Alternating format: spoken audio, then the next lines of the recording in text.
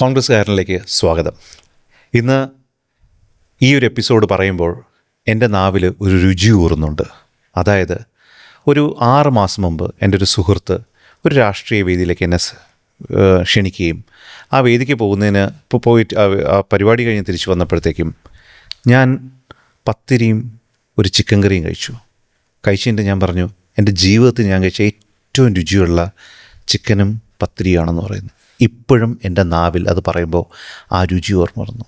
അപ്പോൾ എൻ്റെ ഏറ്റവും അടുത്ത സുഹൃത്തും ഒരുപക്ഷെ ജീവിതത്തിൽ ഒരു പ്രാവശ്യം പെട്ടെന്ന് കണ്ടു കഴിഞ്ഞാൽ അയ്യോ ഇയാളെ എനിക്ക് എത്രയും വർഷമായിട്ട് പരിചയമുള്ള സുഹൃത്താണല്ലോ എന്ന് തോന്നുന്ന ആൾക്കാരില്ലേ, അങ്ങനെ ഞാൻ പരിചയപ്പെട്ട എൻ്റെ സുഹൃത്തും ഏറ്റവും കറകളഞ്ഞ കോൺഗ്രസ്സുകാരനുമായ ശ്രീ ഫസ്ലു റഹ്മാനാണ് ഇന്ന് കോൺഗ്രസ്സുകാരൻ.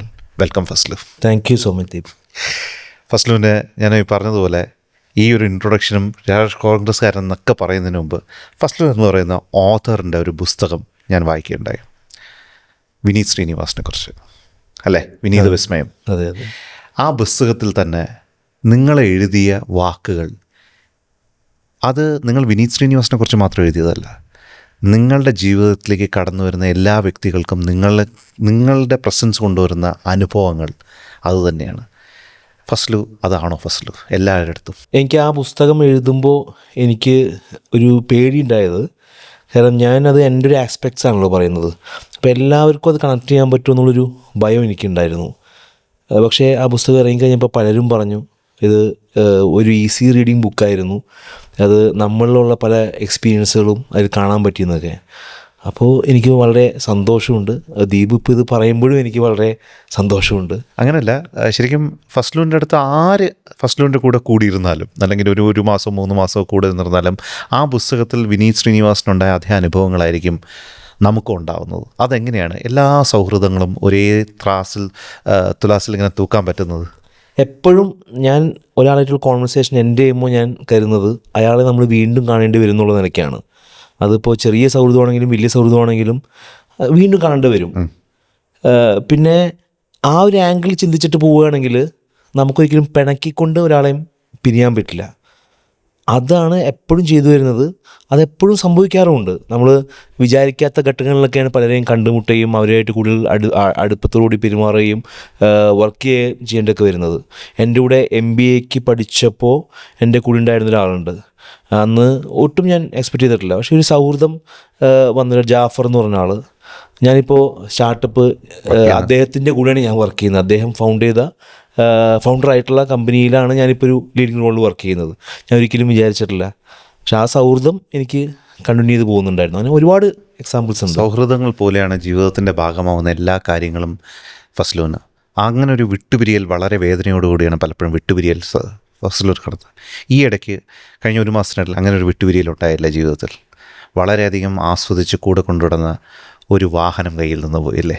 അപ്പോൾ വളരെ വൈകാരികമായ ഒരു കുറിപ്പ് ഫേസ്ബുക്കിലിട്ടു.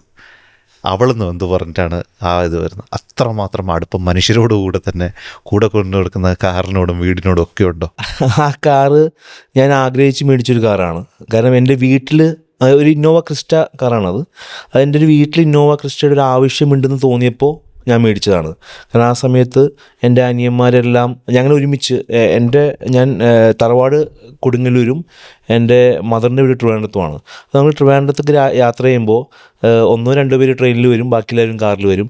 അപ്പോൾ ആ ഒരു സിറ്റുവേഷൻ ഒഴിവാക്കാൻ വേണ്ടിയിട്ടാണ് ഒരു 7 or 8 സീറ്റർ കാർ മേടിക്കാൻ തീരുമാനിച്ചത്. അങ്ങനെ ഞാൻ സ്വരുക്കൂട്ടി വെച്ച കാശ് കൊണ്ടാണ് ആ കാർ മേടിച്ചത്. അത് ഒരു 8 വർഷം പഴയൊരു മോഡലായിരുന്നു. അത്യാവശ്യം ഓടിയിട്ടുണ്ട്. അങ്ങനെ കൊടുക്കുമ്പോഴും എനിക്ക് അങ്ങനെ ഒരു എനിക്ക് ജസ്റ്റ് ഒരു വണ്ടി കൊടുക്കാന്നുള്ളതേ ഉണ്ടായിരുന്നുള്ളൂ. പക്ഷേ ആ ഒരു കൊടുക്കുന്നതിന് 2 ദിവസം മുമ്പ് തൊട്ട് നമുക്ക് ഭയങ്കരമായിട്ട് ഒരു ഉള്ളിലൊരു വിഷമം തോന്നി തുടങ്ങി.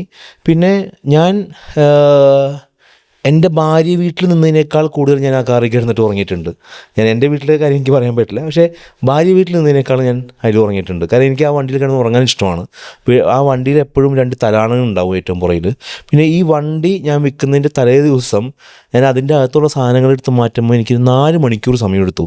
കാരണം ഒരുപാട് സാധനങ്ങൾ അത് പെട്ടെന്നൊരാളെ കണ്ടുമുട്ടിക്കഴിഞ്ഞാൽ അയാൾക്ക് ചെറിയൊരു സമ്മാനം കൊടുക്കണം എന്ന് തോന്നിയാൽ അങ്ങനെ ഉള്ള സാധനങ്ങൾ വരെയും അതിൻ്റെ അകത്തുണ്ട്. പല രീതിയിലുള്ള സമ്മാനങ്ങളുണ്ട്.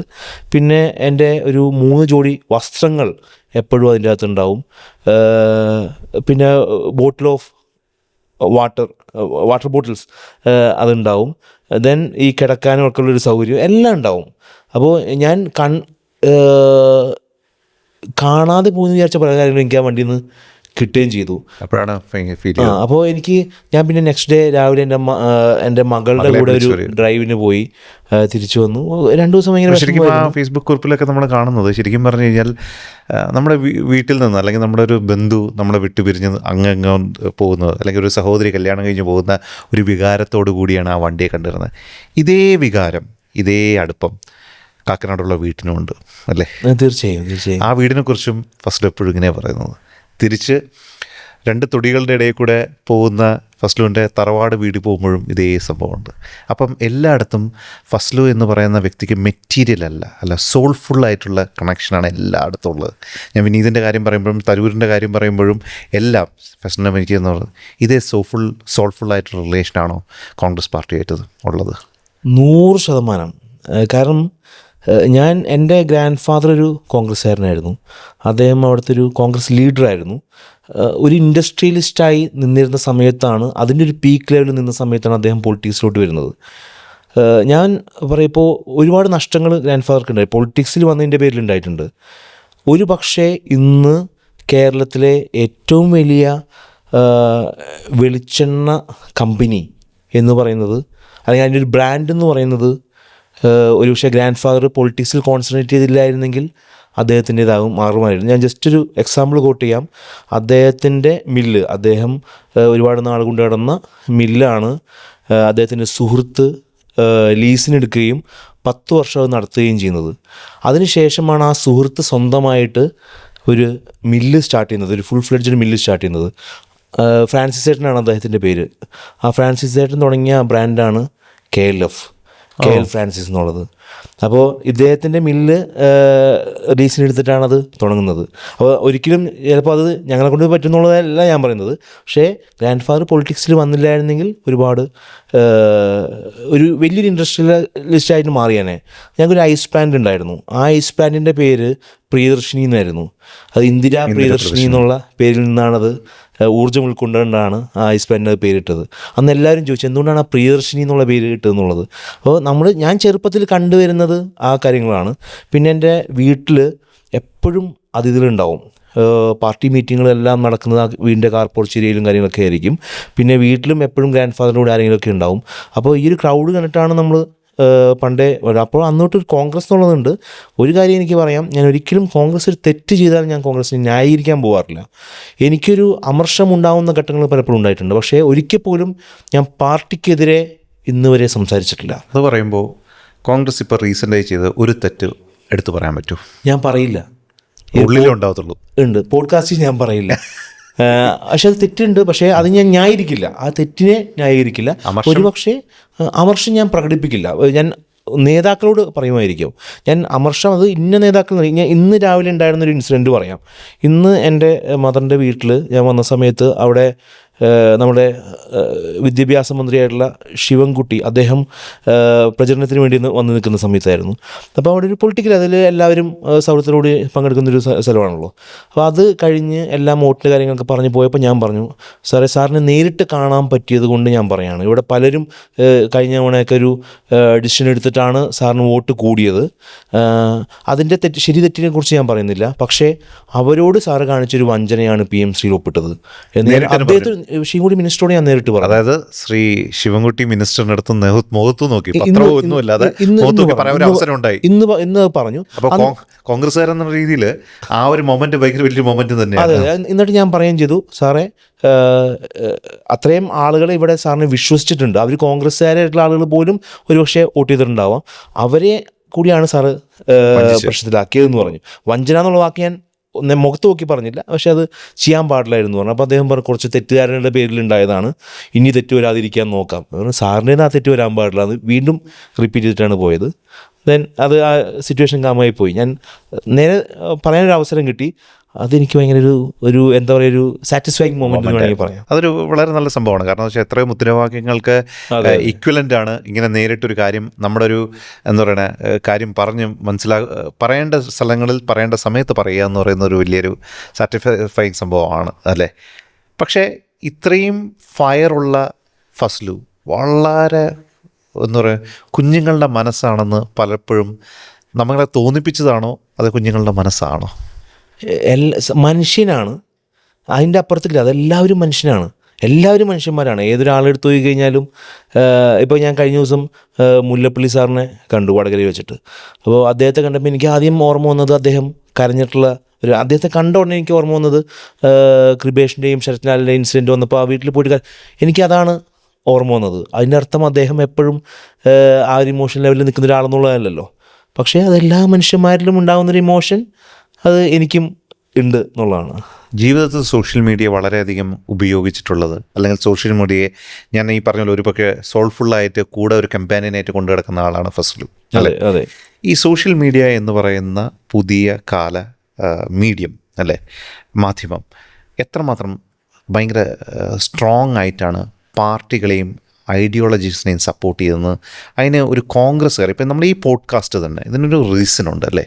ആൾക്കാർ നമ്മൾ പറയുന്ന ആ കാര്യങ്ങൾ ആൾക്കാരിലേക്ക് എത്തിക്കുക എന്ന് പറയുന്നത് ചിലപ്പോൾ കുറേ പാർട്ടി സമ്മേളനങ്ങളെക്കാളും വലിയൊരു ടൂളായിരിക്കാം ഇന്നൊരു രണ്ടുപേരിരിക്കുന്ന ഒരു ചെറിയ പോഡ്കാസ്റ്റ്. തോന്നുന്നുണ്ടോ? തീർച്ചയായിട്ടും. കാരണം ഈ രാഷ്ട്രീയം എന്ന് പറയുന്നത് ഏതെങ്കിലും ഒരു വസ്ത്രധാരണത്തിലൂടെ ഐഡൻറ്റിഫൈ ചെയ്യേണ്ട ഒരു കാലം അല്ല ഇനി. നമുക്ക് എല്ലാവർക്കും രാഷ്ട്രീയമുണ്ട്.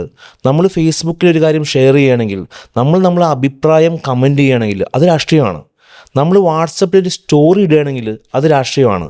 ഞാൻ ഈ സോഷ്യൽ മീഡിയയുടെ ഉപയോഗം പറഞ്ഞുകൊണ്ട് ഞാൻ പറയാം, ഞാൻ എൻ്റെ ആ യൂട്യൂബ് ചാനൽ ആരംഭിക്കുന്നത് 2009 അന്ന് എത്ര പേര് യൂട്യൂബ് ഉപയോഗിക്കുന്നുണ്ടാവും എന്നുള്ളത് സംശയമാണ്.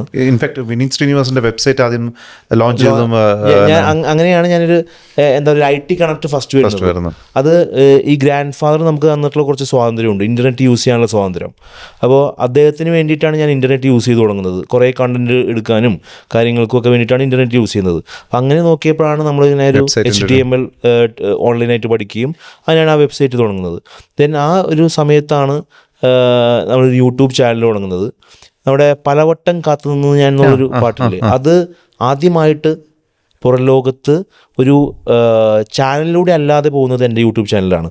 ഇപ്പോഴും അത് ആ ചാനലിലുണ്ട്.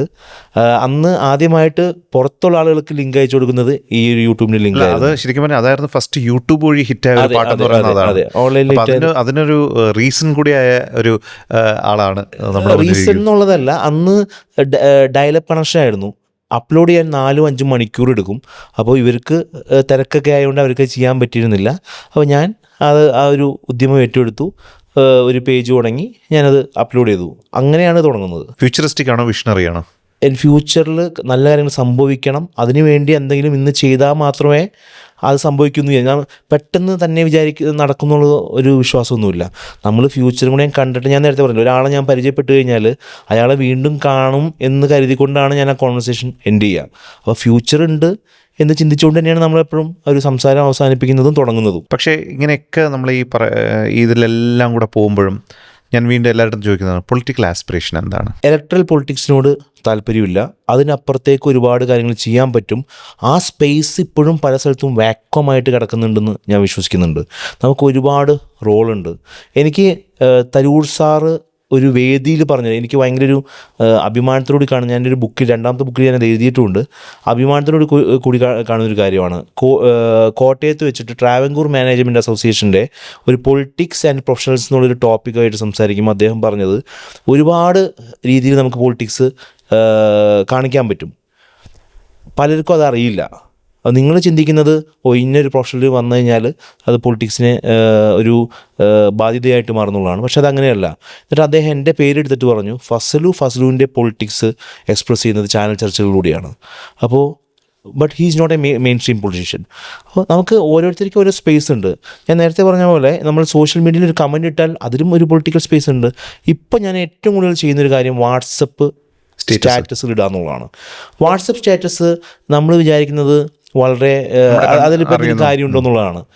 എനിക്ക് 8,000-ലധികം കോണ്ടാക്റ്റ് ഉണ്ട്. 2,000-ഓളം പേരെൻ്റെ വാട്സപ്പ് സ്റ്റാറ്റസ് കാണുന്നുണ്ട്. ഡെയിലി ഒരു 100-ലധികം ആളുകൾ ഞാൻ ഈ ചാറ്റ് ചെയ്യുമ്പോൾ ഇത് കഴിയുമ്പോൾ ഞാൻ കാണിച്ചു തരാം. 100-ലധികം ആളുകൾ എനിക്ക് മെസ്സേജ് അയക്കുന്നുണ്ട്, ഈ വീഡിയോ എനിക്കൊന്ന് അയച്ചു തരുമോ എന്ന് ചോദിച്ചിട്ട്. ഞാനിപ്പോൾ അതിന് വേണ്ടിയിട്ട് സെപ്പറേറ്റ് ഒരു ഗ്രൂപ്പും ഒരു ബ്രോഡ്കാസ്റ്റും തുടങ്ങിയിട്ടുണ്ട്. അവർക്കും ഇത് ഷെയർ ചെയ്യാൻ വേണ്ടിയിട്ടാണ്. അപ്പോൾ അത്രയധികം ആളുകൾ കാണുന്നുണ്ട്. കുറേ തവണ കാണുമ്പോഴാണ് അവർക്കും മനസ്സിലാവുന്നത് ഓക്കെ ഇതാണ് ഇതിൻ്റെ ഒരു ഫാക്റ്റ് എന്നുള്ളത്. So everyone has a role to play. So what is your 24 hours in life? What is your 24 hours? അതായത് 8 hours ഓഫ് സ്ലീപ്പ്, അങ്ങനെ ഒരു ബ്രേക്കപ്പ് ഉണ്ടല്ലോ മനുഷ്യർക്ക്. അങ്ങനെ ഒരു ബ്രേക്കപ്പ് ഉണ്ടോ?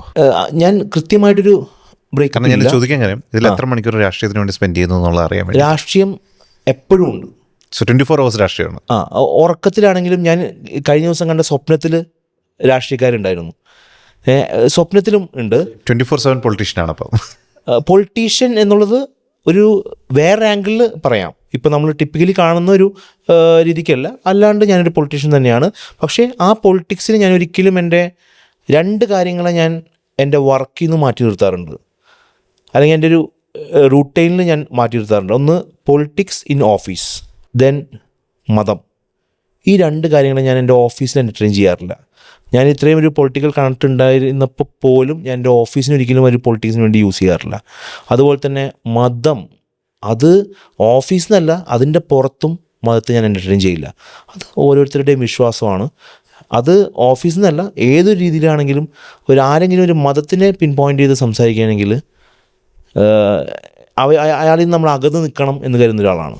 അതായത് പ്രത്യേകിച്ചും ഇന്നത്തെ ഒരു സാഹചര്യം വ്യക്തമാക്കുകയാണെന്നുണ്ടെങ്കിൽ മതമാണ് ഏറ്റവും വലിയ ശത്രുവും, അല്ലേ? മതമാണ് ഏറ്റവും വലിയ പൊളിറ്റിക്സും, മതമാണ് ഏറ്റവും വലിയ സോഷ്യൽ ഇഷ്യൂവും എന്നുള്ളതാണ് ഒരു പുതു തലമുറ ചിന്തിക്കുന്നത്. അപ്പോൾ ഇതെല്ലാം ഇനി 2-3 കാര്യങ്ങൾ ഞാൻ വളരെ, അതായത് എൻ്റെ ഷോയിൽ ഇതുവരെ വന്നതിൽ ഇത്ര വ്യക്തമായി ഒരു അമർഷവും എനിക്ക് ദേഷ്യമുള്ള കാര്യങ്ങൾ ഞാൻ പുറത്ത് പറയുന്ന ആളെ കിട്ടാത്തതുകൊണ്ട് ഞാൻ കുറച്ച് കാര്യങ്ങൾ എൻ്റെ ഒരു സ്വാതന്ത്ര്യത്തിൽ ഞാൻ ചോദിച്ചോട്ടെ. പ്ലീസ്. അത് പലർക്കും കേൾക്കാനും താല്പര്യമുള്ളതാണ്. നമ്മുടെ പാർട്ടി, ഞാൻ പലപ്പോഴും പറയാറുണ്ട്, നമ്മൾ ഈ പിണറായി വിജയനെയും റിയാസിനെയും കുറ്റപ്പെടുത്തുന്നതിനപ്പുറത്തേക്ക് നമ്മുടെ പാർട്ടിയിലേക്ക് ഉള്ള കുഴപ്പങ്ങളെ നമ്മൾ തിരിച്ചറിയുകയും അതിന് വേണ്ടിയിട്ടുള്ള പ്രവർത്തനങ്ങൾ ചെയ്യണമെന്നും വളരെയധികമായി കഴിഞ്ഞ ഒരു വർഷമായിട്ട് ആഗ്രഹിക്കുന്ന ഒരാളാണെന്നുള്ള രീതിയിൽ ഞാൻ നമ്മുടെ പാർട്ടിയുടെ കുറച്ച് കാര്യങ്ങൾ ചെയ്യുന്നു. അതിന് പോസിറ്റീവായി നെഗറ്റീവായിട്ട് വേണം.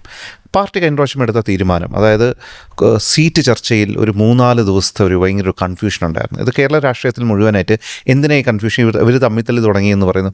ആ മോഡല് ശരിയാണോ, അല്ലെങ്കിൽ അത് കറക്റ്റ് ചെയ്യാമായിരുന്നു? എന്താണ് ഒരു കോൺഗ്രസ്സുകാരനുള്ള, സാധാരണ ഒരു കോൺഗ്രസ്സുകാരൻ വോയിസ് ഔട്ട് ചെയ്യുമ്പോൾ ഇതിനെക്കുറിച്ച് എന്താ താങ്കൾ പറയാറുണ്ടോ? അത് പലർക്കും ഉണ്ടായിട്ടുള്ളൊരു തോന്നലുണ്ട്, അതിൽ മീഡിയയ്ക്കുള്ള പങ്ക് വളരെ വലുതാണ്. കാരണം എത്രയോ വിഷയങ്ങൾ ചർച്ച ചെയ്യാനുണ്ട്.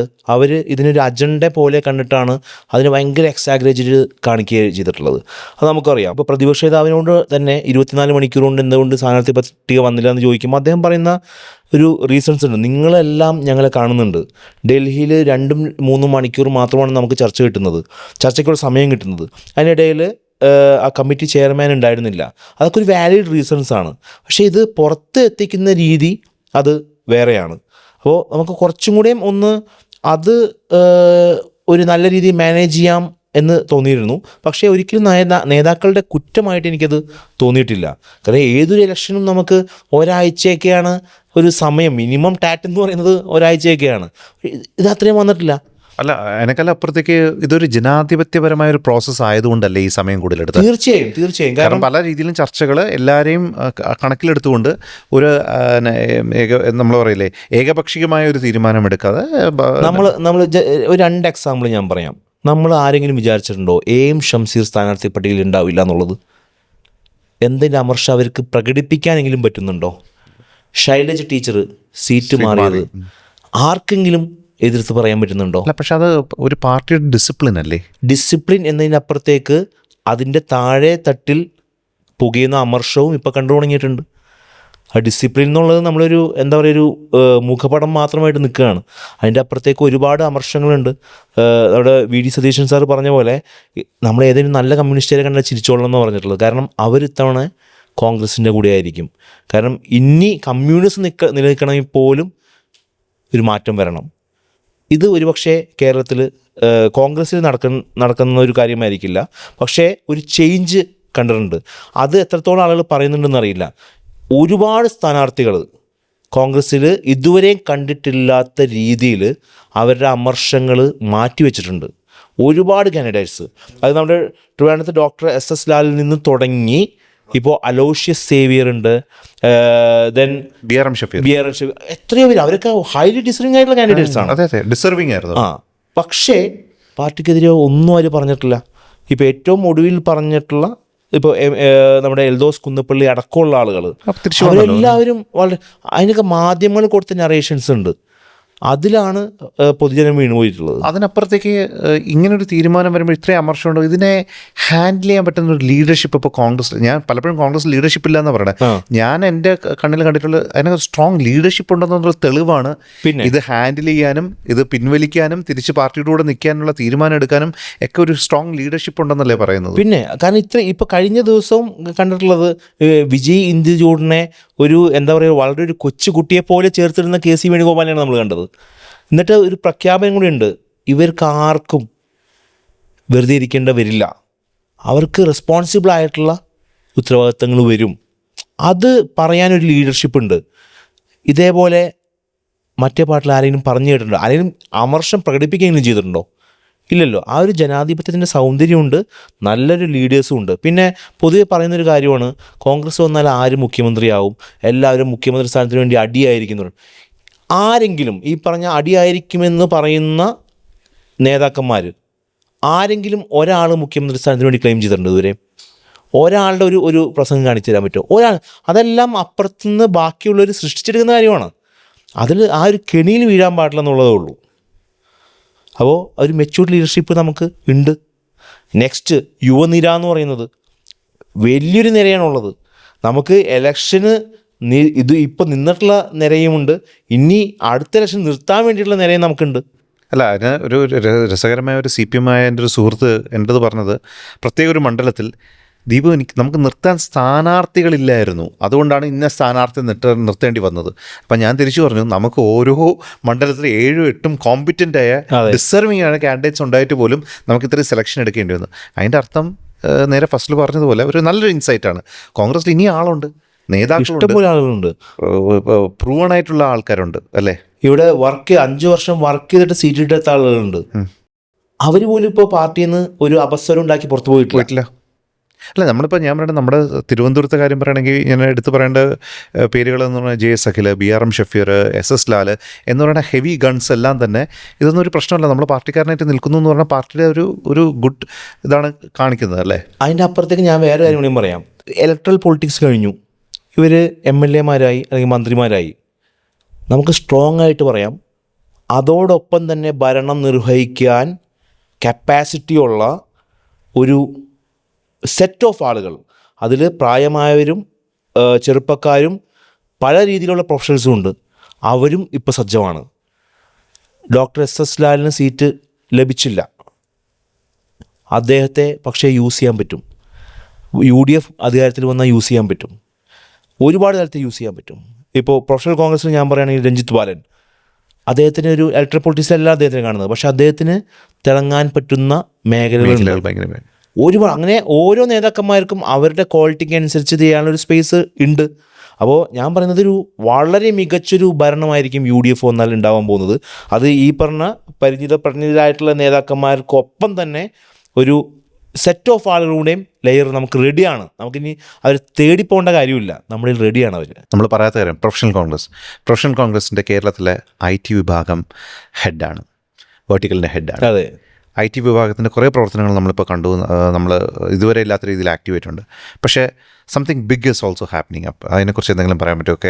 IT ഇത് കേരളത്തിലേക്ക് അല്ലെങ്കിൽ കോൺഗ്രസ് പൊളിറ്റിക്സിലേക്ക്, കേരള കോൺഗ്രസ് പൊളിറ്റിക്സിലേക്ക് എന്താണ് ഇനി ഓഫർ ചെയ്യാനുള്ളത്? ഒരുപാട് കാര്യങ്ങൾ ഇനി നമുക്ക് അഡ്രസ്സ് ചെയ്യാനുണ്ട്. കാരണം AI കടന്നുകയറ്റം, അതിൽ ഒരുപാട് തൊഴിൽ നഷ്ടങ്ങളുണ്ടാവാം, ഒരുപാട് അവസരങ്ങൾ സൃഷ്ടിക്കപ്പെടുകയും ചെയ്യാം. കാരണം തൊഴിൽ നഷ്ടങ്ങൾ മാത്രമല്ല അവസരങ്ങളും ഉണ്ടാവും. അപ്പോൾ അതിൽ നമുക്ക് ഫോക്കസ് ചെയ്യാൻ പറ്റും. അതുപോലെ തന്നെ ഈ തൊഴിൽ നഷ്ടപ്പെട്ടിട്ടുള്ള പല ആളുകൾക്കും, അല്ലെങ്കിൽ നഷ്ടപ്പെടാൻ സാധ്യതയുള്ള ആളുകൾക്കും അവർക്ക് എന്തൊക്കെയാണ് ഒരു വേ ഫോർവേഡ് എന്നുള്ളത് അറിയില്ല. റീഹാബിലിറ്റേഷൻ പാക്കേജ് എന്ന് ഗൈഡ് പറയുന്നത് ചെയ്യാൻ പറ്റും. പിന്നെ അവർക്ക് നേടിയെടുക്കേണ്ട അവകാശങ്ങളെക്കുറിച്ച് അവർക്കറിയില്ല. അപ്പോൾ നമ്മൾ നാഷണലി തുടങ്ങിയിട്ടുള്ളൊരു ക്യാമ്പയിനാണ് ടുഗെദർ ഫോർ ടെക് ലൈവ്സ് എന്നുള്ളത്. അത് വളരെ ആക്റ്റീവ് മൂവ്മെൻ്റ് ആയിട്ട് നമ്മളൊരിക്കലും ഒരു ഇലക്ഷനെ കണ്ടിട്ടോ അല്ലെങ്കിൽ എന്തെങ്കിലും ഒരു ചെറിയൊരു ഷോർട്ട് ടൈം ഗോൾ വെച്ചിട്ടല്ല ചെയ്യുന്നത്. ലോങ് ടൈം ആയിട്ട് തുടങ്ങിയിട്ടുള്ള ഒരു മൂവ്മെൻ്റ് ആണ് ടുഗെദർ ഫോർ ടെക് ലൈഫ്. ഇതൊരു ക്യാമ്പയിൻ ഓൾറെഡി സ്റ്റാർട്ട് ചെയ്തു ടുഗെദർ ഫോർ ടെക് ലൈഫ് എന്നുള്ള പേരിൽ. അപ്പോൾ അത് നമ്മൾ ഒരു ലോങ് റണ്ണിൽ ഉണ്ടാവും. അത് ഫ്യൂച്ചർ കണ്ടിട്ട് തുടങ്ങിയിട്ടുള്ളതാണ്. പിന്നെ ഒരുപാട് കാര്യങ്ങളെ ഇപ്പം മെമ്പേഴ്സിനെ ആഡ് ചെയ്യുന്നതാണെങ്കിലും അവർ കൂടുതൽ റീച്ച് ഔട്ട് ചെയ്യാനുള്ള കുറേ പ്രോഗ്രാം ഇനിയും കൊണ്ടുവരേണ്ടതുണ്ട്.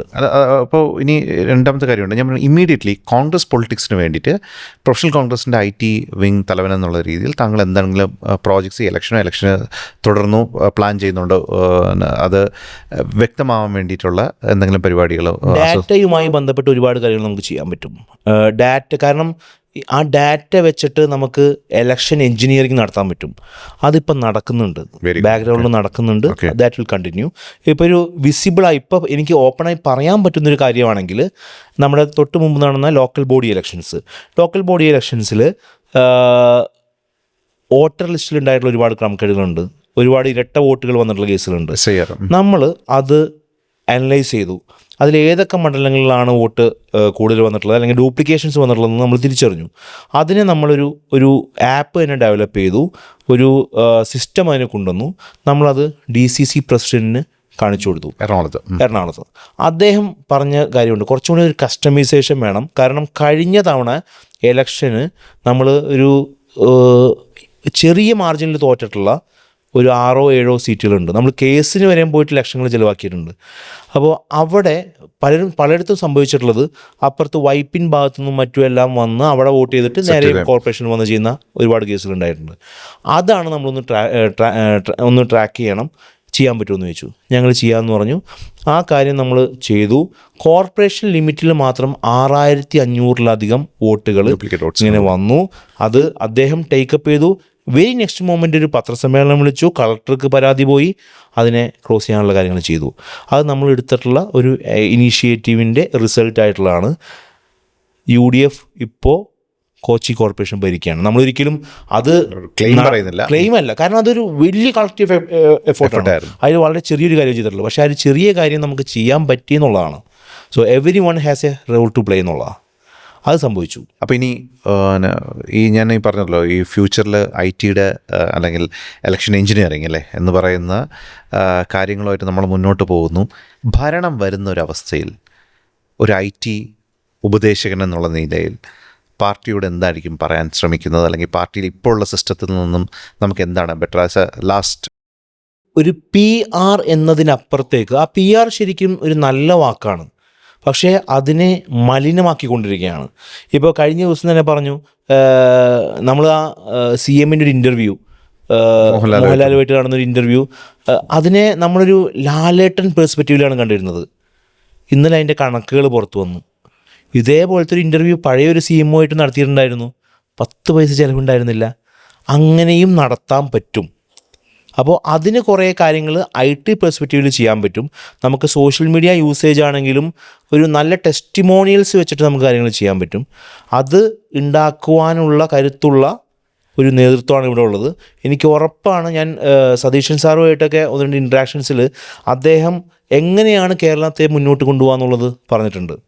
അത് ഒരിക്കലും വെറുതെ ഒരു വാഗ്ദാനങ്ങളുടെ പുറകെ അല്ല, മറിച്ച് ഒരു ടാക്സ് ഇവേഷൻസ്, പണം എങ്ങനെ കണ്ടെത്താമെന്നുള്ളത് അതിന് കൃത്യമായിട്ടുള്ള ബോധ്യങ്ങളുണ്ട്. അതിനുള്ളൊരു എന്താ പറയുക, എല്ലാ കാര്യങ്ങളും നമുക്ക് ഇപ്പോൾ പറയാൻ പറ്റില്ല, പക്ഷേ കൃത്യമായിട്ടുള്ള പ്ലാനുകളുണ്ട്. അത് എക്സിക്യൂട്ട് ചെയ്യാനുള്ള ആളുകളാണ് ഇപ്പോൾ ഉള്ളത്. അത് കൃത്യമായിട്ട് ജനങ്ങളോട് എത്തിക്കുകയും കൂടിയും ചെയ്താൽ PR എന്നുള്ളത് നമുക്ക് ഇപ്പോൾ കാണുന്നത് എന്താണെന്നറിയോ? കേരളത്തിൻ്റെ സൗന്ദര്യത്തെയാണ് വെക്കുന്നത്. എല്ലാ വർക്കുകളും ഡ്രോൺ ഷോട്ട്സ് ആണ്. കേരളത്തിന് സൗന്ദര്യത്തെയാണ് അവർ ചൂഷണം ചെയ്യുന്നത്. അതിനപ്പുറത്തേക്ക് നമുക്ക് റിയാലിറ്റിയിലോട്ട് കാര്യങ്ങൾ കൊണ്ടുപോകാൻ പറ്റും. അതിന് IT-ക്ക് വലിയ റോൾ ഉണ്ടെന്ന് വിചാരിക്കുന്നു. പിന്നെ ഈ പറഞ്ഞ IT കമ്മ്യൂണിറ്റി, എൻ്റെതായ ഒരു കമ്മ്യൂണിറ്റിക്കും ഓക്കെ നമ്മൾ ഇതിൽ നിന്ന് രാഷ്ട്രീയത്തിൽ നിന്ന് മാറി നിൽക്കേണ്ടവരല്ല എന്നൊരു തോന്നലുണ്ടാക്കാനുള്ള കാര്യങ്ങളും ചെയ്യണം.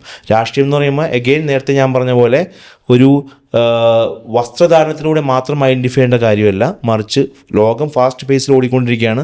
അതിനോടൊപ്പം പോകണമെങ്കിൽ കാരണം ഈ ഇന്ത്യൻ യൂത്തിൽ 65% 35 വയസ്സിന് ഇന്ത്യൻ യൂത്തിലല്ല, ഇന്ത്യൻ പോപ്പുലേഷനിൽ ഇത്രയും ആളുകൾ യങ് ജനറേഷനാണ്. നമ്മുടെ ഇന്ത്യയിലത്തെ ആളുകളുടെ ഒരു ഏവറേജ് ഏജ് എന്ന് പറയുന്നത് 29 ഏവറേജ് ഏജ്. നമ്മളെ ഇത്രയും ആളുകളെ റെപ്രസെൻ്റ് ചെയ്യുന്ന നമ്മുടെ പാർലമെൻറ്റിലുള്ള ആളുകളുടെ ഏവറേജ് ഏജ് 57. വലിയൊരു ഗ്യാപ്പുണ്ട്. അത് ഫില്ല് ചെയ്യണമെങ്കിൽ ഈ പറഞ്ഞ യൂത്തും അതായത് ടെക് എന്നുള്ളത് നമ്മൾ ഓവറോൾ പറയുന്നതാണ്, ഇവരെല്ലാവരും മുന്നോട്ട് വരണം, പൊളിറ്റിക്സിലോട്ട് വരണം. ആ ഒരു മെസ്സേജ് കൂടി നമ്മളിനി അടുത്തൊരു 5 വർഷം കൊടുത്താലാണ് ഇവരും കൂടി രാഷ്ട്രീയത്തിൽ വരികയും നമുക്കൊരു ഫ്യൂച്ചർ കെട്ടിപ്പടുക്കാൻ പറ്റുകയും ചെയ്യുള്ളൂ. അതിന് വേണ്ട കാര്യങ്ങൾ കൂടെ ചെയ്യണം എന്നുള്ളൊരു പ്ലാൻ ഉണ്ട്. That will happen. And last and final question, കുറേ ആൾക്കാരെ ഇൻഫ്ലുവൻസ് ചെയ്യാനായിട്ട് എത്രമാത്രം ഫസ്ലുവിന് ഒരുക്കി കൊടുച്ചേനെ, എത്രമാത്രം ആൾക്കാരെ ഫസലുവിന് പൊളിറ്റിക്സിലേക്ക് ഡയറക്റ്റായിട്ട് ഇൻഫ്ലുവൻസ് ചെയ്യാൻ കഴിഞ്ഞിട്ടുണ്ട് through your activities? What is through your social media, your friendship എല്ലാം ഒരു നമ്പർ ഉണ്ടോ? എണ്ണം ഇല്ല അതിൽ. പക്ഷേ ഒരുപാട് പേര് നമ്മൾ കണ്ടിട്ട് ഇതിനെ 2 രീതി കാണാം. അതായത് സോഷ്യൽ മീഡിയയുടെ ഒരു റെസ്പോൺസിബിൾ യൂസേജ് എന്നുള്ളൊരു കാര്യമുണ്ട്. പല ആളുകളും ചെയ്യുന്നത് സോഷ്യൽ മീഡിയയെ ചൂഷണം ചെയ്യാണ്, മാനിപ്പുലേറ്റ് ചെയ്യാണ്. കാരണം സോഷ്യൽ മീഡിയയിൽ കാണുന്ന വളരെ ചെറിയൊരു വേർഷൻ കണ്ടിട്ട് അവരെ നമ്മൾ വിലയിരുത്തപ്പെടുകയാണ്, ഇവരിങ്ങനെയാണെന്നുള്ളത്. പക്ഷെ അതല്ല, അങ്ങനത്തെ മനുഷ്യരല്ല എന്ന് നമ്മുടെ കേരള സമൂഹം ചിന്തിക്കണം. അപ്പോൾ അതിനുള്ള കരുത്തുള്ള ആളുകളൊക്കെ തന്നെയാണ് കേരളത്തിലുള്ളത്. അപ്പോൾ സോഷ്യൽ മീഡിയ റെസ്പോൺസിബിളായിട്ട് യൂസ് ചെയ്തിട്ടുണ്ടാക്കുന്ന ഫോളോവർഷിപ്പിന് അതിന് ഒരുപാട് ഒരു ദീർഘായുസ് ഉണ്ടാവും. മറ്റേതൊരു കുമിളയാണ്, എപ്പോൾ വേണമെങ്കിലും പൊട്ടിപ്പോവാം. അവരെ നമ്മൾ സൂക്ഷിക്കുകയും ചെയ്യണം. കാരണം അങ്ങനെയുള്ള ആളുകളെ പാർട്ടിക്കാണെങ്കിലും സമൂഹത്തിനാണെങ്കിലും ഡാമേജ് ഉണ്ടാക്കുകയുള്ളൂ. അതല്ലാത്ത ഒരുപാട് ആളുകളുണ്ട്, അവരെ നമുക്ക് ചേർത്ത് നിർത്താൻ പറ്റും. എനിക്ക് പേഴ്സണലി തോന്നിയിട്ടുള്ളത് ഇപ്പോൾ പല പാർട്ടിയിലുള്ള ആളുകളെയും പല എതിർ പാർട്ടിയിലുള്ള ആളുകളെയും എല്ലാം നമുക്ക് നമ്മുടെ ആശയങ്ങൾ എത്തിക്കാൻ പറ്റിയിട്ടുണ്ട്. നല്ലതാണെങ്കിൽ അവർ ഉൾക്കൊള്ളട്ടെ. എൻ്റെ ഒരു സോഷ്യൽ മീഡിയ പോസ്റ്റിൽ പോലും ഞാൻ ഇപ്പോൾ ഒരു വ്യത്യസ്തമായിട്ടുള്ള രാഷ്ട്രീയ അഭിപ്രായമുള്ള ഒരാളെ അയാളുടെ പേരിൽ അസഭ്യമായിട്ടുള്ളൊരു വാക്ക് എൻ്റെ പ്രൊഫൈലിൽ നിന്ന് കാണിച്ചു തരാൻ പറ്റില്ല. അതുപോലെ തന്നെ പേഴ്സണലി അവർ ഹേർട്ട് ചെയ്യുന്നൊരു വാക്ക് എൻ്റെ നിന്ന് കാണിച്ചു തരാൻ പറ്റില്ല. മറിച്ച് നമുക്ക് ആശയങ്ങളുമായിട്ട് സംവദിക്കാൻ പറ്റും. അതിനെ ആളുകൾ വാല്യൂ ചെയ്യും. അതുകൊണ്ടാണ് ഇലക്ഷനിൽ പല വിജയങ്ങളും ഉണ്ടാകുന്നത്. അത് ഒരാളിൽ നിന്ന് ഉണ്ടാകുന്ന കാര്യമല്ല, പലരിൽ നിന്നും ഇൻഫ്ലുവൻസ് ചെയ്തിട്ട് വരുന്നതാണ്. അതല്ലെങ്കിൽ നമ്മുടെ കേരളത്തിലെ CPM-ന് ഇത്ര വോട്ട്, കോൺഗ്രസിന് ഇത്ര വോട്ട്, BJPക്ക് ഇത്ര വോട്ട് എന്ന് പറഞ്ഞാൽ അവർ മാത്രമല്ലേ ഭരിക്കുള്ളൂ. അതല്ലല്ലോ സംഭവിക്കുന്നത്. അപ്പോൾ ആശയങ്ങൾ നമുക്ക് വിവിധ തലങ്ങളിൽ സ്വാധീനിക്കപ്പെടാൻ പറ്റും. അതിന് നമ്മളെല്ലാം ഒരു കാറ്റലിസ്റ്റായി മാറാന്നുള്ളതാണ്. അത് ഞാൻ ചെയ്യുന്നത് വളരെ ചെറിയ കാര്യമാണ്. പക്ഷേ ഒരുപാട് പേര്, ഞാനിപ്പോൾ പറഞ്ഞില്ല, സോഷ്യൽ മീഡിയയിൽ ഇടുമ്പോൾ തന്നെ ആ ഒരു വീഡിയോ എനിക്കൊന്ന് അയച്ചിരുമെന്ന് ചോദിക്കുന്ന ആളുകളുണ്ട്. അതൊരിക്കലും പാർട്ടിക്കാരായിട്ടുള്ള ആളുകളല്ല, അവർ ന്യൂട്രലായിട്ടുള്ള ആളുകളാണ്. അവർക്കും കൂടിയും അതൊന്ന് പ്രചരിപ്പിക്കണമെന്ന് ആഗ്രഹം തോന്നിയുകൊണ്ടാണ്. കാരണം അവർ തെറ്റായിട്ടുള്ള വാർത്ത കണ്ടിട്ട് നമ്മളൊരു ഫാക്ട് ചെക്ക് നടത്തി അതിനെ കാണുമ്പോൾ ഓക്കെ ഇതാണ് ശരിയെന്ന് അവരും പ്രചരിപ്പിക്കാൻ ആഗ്രഹിക്കുന്നുള്ളതാണ്. അവരിൽ നിന്ന് നമുക്ക് കൗണ്ട് ചെയ്യാൻ പറ്റുമോ? എനിക്ക് എൻ്റെ കോൺടാക്റ്റിലുള്ള ആളുകളെയും അത് കണ്ട ആളുകളെയും എനിക്ക് കാണാൻ പറ്റും. അതിനപ്പുറത്ത് എനിക്ക് കൗണ്ട് ചെയ്യാൻ പറ്റില്ല. അപ്പോൾ ഈ ഇൻ്റർവ്യൂ ഒരുപക്ഷെ അല്ലെങ്കിൽ പോഡ്കാസ്റ്റ്, നമ്മൾ ഇൻ്റർവ്യൂ എന്നുള്ള വാക്കല്ല, പോഡ്കാസ്റ്റ് ചെയ്യുമ്പോൾ ഇത് റിലീസാകുമ്പോഴത്തേക്കും ഫസ്ലുവിന് പറയാനുള്ള പല കാര്യങ്ങളും പൊതുനിരത്തിലേക്ക് വളരെ പെട്ടെന്ന് തന്നെ പടർന്നു പിടിക്കുകയും, ഞാൻ നേരത്തെ പറഞ്ഞ ഇൻഫ്ലുവൻസ് എന്ന് പറഞ്ഞപ്പോൾ ആ വാക്കുകളുടെ കൃത്യത അല്ലെങ്കിൽ ആ വാക്കുകളുടെ നിഷ്കളങ്കത കൊണ്ട് ആൾക്കാർ ഇതെല്ലാം തന്നെ ഇതാണ് ശരിക്കും പറഞ്ഞാൽ റൈറ്റ് PR ആണ് ഒരുപക്ഷെ നമ്മളിപ്പോൾ ചെയ്തുകൊണ്ടിരിക്കുന്നത്. ഒരു ജനസമൂഹത്തിലേക്ക് നമ്മുടെ ഒരു വലിയൊരു ഐഡിയ നമ്മൾ സ്പ്രെഡ് ചെയ്യണം. അതിന് ഫസ്ലുവിൻ്റെയും സോഷ്യൽ മീഡിയ എക്സ്പെർട്ടൈസും യൂസ് ആവട്ടെ, കോൺഗ്രസിനും അത് യൂസ് ആവട്ടെ എന്ന് പ്രാർത്ഥിക്കുന്നു. അപ്പം താങ്ക് യു സോ മച്ച്.